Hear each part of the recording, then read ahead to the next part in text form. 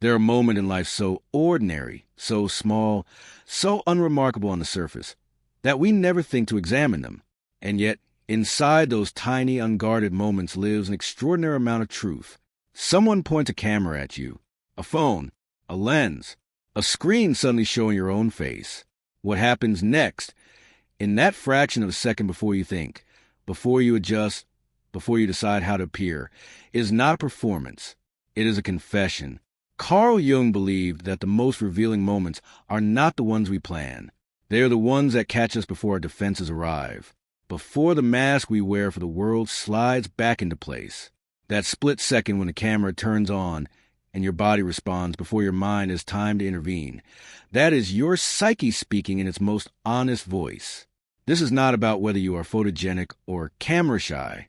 This is not about introversion or extroversion, confidence or insecurity in the way the world typically defines them. What your camera reaction reveals goes far deeper than that. It touches the architecture of your inner world, the structures you built, perhaps long ago, to protect something fragile and precious inside you, the relationship you have with being seen. Because being seen is one of the most complex experiences a human being can have. To be witnessed, truly, honestly witnessed, is both what we crave most and what we fear most deeply. Jung called the version of ourselves we present to others the persona, the mask, not a deception, but a social adaptation, the way we learn, from childhood onward, to meet the world's gaze without being overwhelmed by it. The persona is necessary. It helps us function.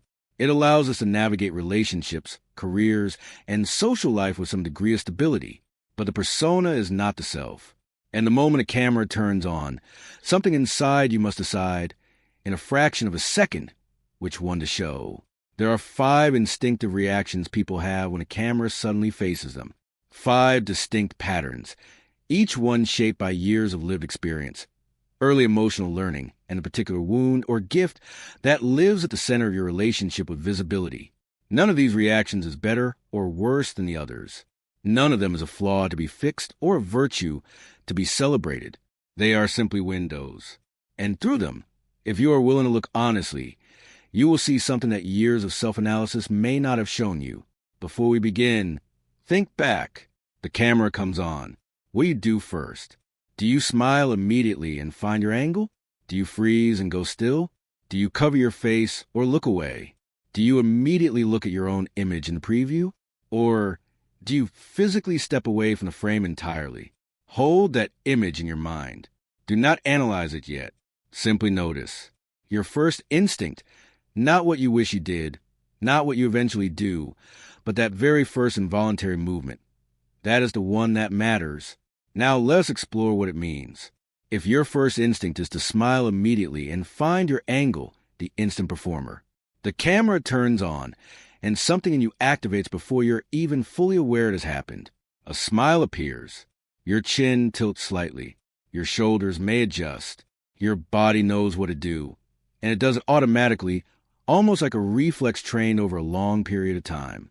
To the outside world, this looks like confidence. And in many ways it is. But it is a specific kind of confidence, one that has been constructed layer by layer through years of understanding that being seen requires something from you, that your presence in the frame is not passive. It is a performance, and you have learned to perform well. Jung's concept of the persona is nowhere more visible than in this reaction. You have built a strong social mask, not out of dishonesty, but out of necessity. At some point in your life, perhaps early, perhaps gradually, you understood that the world responds better when you show up a certain way, that approval, belonging, love, or safety came more easily when you appear put together, attractive, likable, or strong. And so you learned. You practiced. The smile became automatic. The angle became instinct. There is real intelligence in this. The ability to regulate your presentation, to meet a social moment with grace and ease, is a genuine skill. People with this reaction often move through the world with a kind of social fluency that others find magnetic. You make others comfortable. You ease tension. You know how to show up. But beneath this polished instinct, there is often a quieter story. Because when something must be performed, it means the unperformed version feels too risky to show. The persona that activates so quickly when the camera turns on exists, in part, to protect something you have decided is not safe to be seen. The version of you that is tired, the version that doubts, the version that wonders whether you would be loved without the smile, without the angle, without the automatic competence. This is a shadow of your reaction, not vanity, not shallowness, but a deep, often unconscious fear that your unedited self, caught off guard, unfiltered, without the performance, might not be enough. Ask yourself this honestly. When the camera turns off, who are you? Do you feel relief? And if you do, what is that relief telling you? Your growth does not come from stopping the smile. It comes from exploring what lives behind it. The psyche is not asking you to abandon your persona. It is asking you to remember that the self beneath performance is not a threat. It is the most real and valuable thing you carry. And it deserves to be seen, too, even if only by you. If your first instinct is to freeze completely, the sudden stillness, the camera turns on and something inside you stops. Not physically, perhaps, but internally. There is a moment of suspension. Your breath catches slightly. Your expression neutralizes. You become, for just a second, very still. This stillness is not shyness. It is not even fear exactly, though it may feel like fear.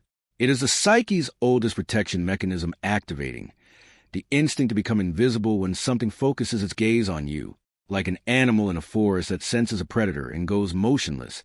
Your inner world has learned that stillness is safety. Where did this learn from? That is the more important question. At some point, perhaps long before you can clearly remember, your visibility felt dangerous. Not dangerous in a dramatic sense, necessarily, but emotionally dangerous. You may have been in an environment where being noticed meant being criticized, where being seen meant being judged, where standing out, even slightly, led to discomfort, embarrassment, ridicule, comparison, or the suffocating pressure of others' expectations. So you learned to make yourself small, not as a failure, but as a strategy. The freeze is not weakness. It is the intelligence of a psyche that discovered how to protect itself. Jung described the inner critic as one of the most powerful forces in the unconscious, the internalized voice of every person who ever made you feel that your authentic expression was too much, too strange, too vulnerable to survive exposure. When the camera turns on, your inner critic is often the first one to speak. It speaks before you can. It says something has to be decided right now, how to hold your face, where to look, whether you are acceptable in this frame. And in that moment of paralysis, you are not choosing to freeze. You are listening to a voice that has been speaking inside you for a very long time. There is something profound in this reaction, though. People who freeze when a camera turns on are often extraordinarily observant of everyone else. Because you spent so much time avoiding the gaze rather than seeking it. You became a careful, nuanced reader of the world around you. You notice things others do not notice. You understand things others rush past. Your stillness created space for depth. The question your psyche is asking now is not how to stop freezing. It is what would you show if you trusted that showing it was safe. The camera is not your critic. It is simply a lens. And somewhere inside you, there is an image waiting to be captured that has nothing to do with how you look and everything to do with who you are. If your first instinct is to cover your face or look away, the hidden self, your hand moves toward your face. Or you turn your head, or you step slightly sideways, placing something, anything, between the lens and your expression. This movement happens before a single thought forms. It is pure, unfiltered reflex. This is the most vulnerable of all 5 reactions, and it is also the one that carries the deepest and most important psychological message. To cover the face is to protect something that feels exposed, not just the face itself. The face is merely the physical location of the deeper instinct. What you are covering is the self, the interior self, the one that exists before the performance, before the adjustment, before the social translation of who you are into something presentable. That self, when the camera appears, feels genuinely endangered. This reaction often has its roots in what Jung called the shame wound. Shame is not the same as guilt. Guilt says I did something wrong. Shame says I am something wrong. And when the camera turns on and your hand rises instinctively to your face, It is often the shadow of an old shame making itself known. The belief, buried deep and rarely examined directly, that your authentic face, your unguarded expression, your unfiltered presence is somehow too much to be witnessed, too flawed, too exposed, too real. Where does this belief come from? It is almost never accurate and almost always old. It may have come from a parent whose gaze felt critical rather than loving, from peers who made visibility painful, from experiences that taught you convincingly and repeatedly that to be truly seen was to be hurt. But here is what Jung understood so clearly. The things we hide do not disappear. They grow. What is pushed into shadow becomes larger in the dark than it ever was in the light. The parts of yourself you protect most fiercely, the face you cover, the expression you hide, the presence you withdraw. These are not the ugliest parts of you. They are often the most real, the most tender, the most human. Your growth does not come from forcing yourself to face the camera boldly. It comes from asking, slowly and with great compassion, what am I afraid you will see? And then sitting with the answer long enough to discover that the answer, examined honestly, is not a reason for hiding. It is a reason for gentleness, toward yourself first, and then gradually toward the world. The camera is not the enemy. It is simply the moment when your oldest fear shows its face. That is not a failure. That is an invitation. If your first instinct is to look at yourself in the preview, the inner observer, the camera turns on, and your eyes go immediately to the small rectangle showing your own image. You check, you assess, you look at yourself looking. And before you decide anything, before you respond to anyone, you need to know what the camera is seeing. This reaction is the most psychologically layered of all five, because it contains a paradox at its center. You do not hide from being seen, and you do not rush to perform for others. Instead, you turn the observation inward. You become your own first audience. In Jungian terms, this reflects a highly active inner observer, the part of the psyche that watches the self even as the self acts. This is the architect of self-awareness, and in many ways, it is a tremendous gift. People with this reaction are often deeply reflective, highly attuned to how they come across, and genuinely motivated by the desire to understand themselves honestly. You are not performing for others' approval alone. You are measuring yourself against your own internal standard. But that internal standard is where the challenge lives. Because for many people with this instinctive reaction, the standard is not neutral. It is relentlessly precise. It notices imperfection immediately and efficiently. It compares the image in the preview to some ideal that may never have been clearly defined, only felt as a vague but persistent pressure that says something could always be slightly better. This is the shadow of the inner observer. The gift of self-awareness, pushed past health, becomes a form of self-surveillance. You watch yourself so carefully, so constantly, that the experience of simply existing, of being present without assessment, becomes increasingly rare. The preview window becomes a symbol of the larger habit.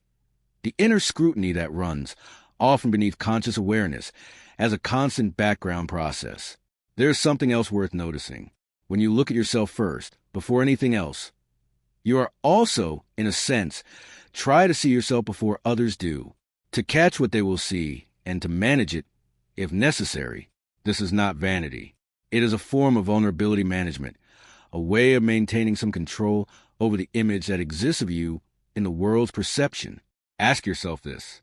What would it feel like to be in the frame without checking the preview? Not to give up self-awareness, but to trust that your presence, unmonitored for a moment, might simply be enough as it is? Your psyche is not asking you to stop seeing yourself clearly. It is asking you whether the version of yourself you see in the preview is the only one that deserves to exist. If your first instinct is to physically move away from the camera, the flight from visibility, you step back, or shift your body to the side, or move behind someone else, or physically leave the frame, not with drama, not with announcement, but with a quiet, efficient withdrawal that communicates everything without saying a word. This reaction is perhaps the most misunderstood of all five. The world tends to label it as simple shyness, or introversion, or social anxiety. And while those things may play a role, they are not the root, because this reaction is not really about the camera.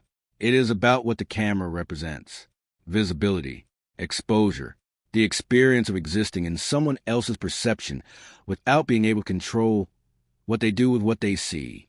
For people with this first instinct, the idea of existing undiluted in someone's gaze, unedited, unmediated, fully present, carries a weight that is genuinely difficult to articulate. It is not that you dislike people or that you lack confidence in every dimension. It may be that visibility has historically not felt safe, or that the cost of being seen has, at certain painful moments in your life, been too high. Judgment, misunderstanding, the particular loneliness of being looked at without being understood.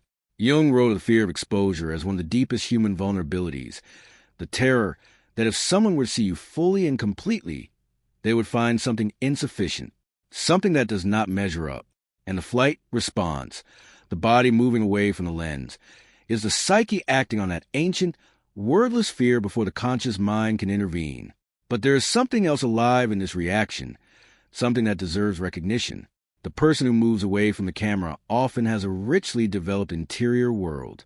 Because you do not give your presence easily or publicly, what you carry inside has been allowed to grow without constant external interruption. Your inner life is frequently deep, complex, and populated with insights that never quite find their way out into visible expression. The tragedy is not the richness of that inner world. The tragedy is that the world may never see it. Not because you have nothing to offer, but because the offer requires a visibility that your deepest instinct still understands as dangerous. Your growth does not come from forcing yourself into the frame. It comes from asking with honesty and without judgment, what has visibility cost you in the past? And then asking with equal honesty, what is invisibility costing you now? The psyche that has learned to protect itself through withdrawal is not broken. It is brave in its own way. But bravery, at some point, must be turned in a new direction. Not toward performance, not toward a smile or the angle, but toward the quiet, revolutionary act of allowing yourself to be seen simply as you are without apology. Now you have sat with all 5 reactions, and perhaps you have recognized yourself not only in one, but in elements of several. That recognition is itself important, because it points to something Jung understood deeply. We are not a single fixed reaction. We are a collection of responses, some inherited, some learned, some chosen, some simply survived. The persona you show the world when a camera appears is not a lie, but it is also not the whole truth.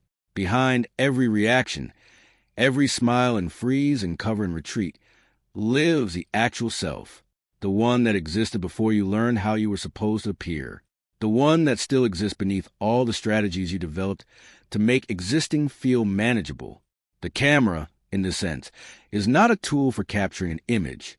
It is a mirror held up at unexpected speed, reflecting not just your face, but the relationship you built over an entire lifetime with the experience of being seen. What would it mean to befriend that mirror? Not to perfect what it shows, but to look at it with the same curiosity and compassion you might offer a person you love? To say, this is how I appear when no one has told me how to appear. And this, too, is worthy of the frame. Jung believed that the path to wholeness is not the elimination of your defenses, but the gradual, courageous act of understanding why they were built and choosing, consciously and repeatedly, to let a little more light in. Your camera reaction is one small door into that understanding. It is not your destiny. It is not your definition. It is simply a signal. And signals, when we learn to read them honestly, always point somewhere worth going. Share in the comments which reaction is yours. You may find that reading the words of someone else, seeing your own unspoken truth reflected in their recognition, opens something that all the self-analysis in the world could not quite reach. Because sometimes we do not need more thinking. We simply need to be seen.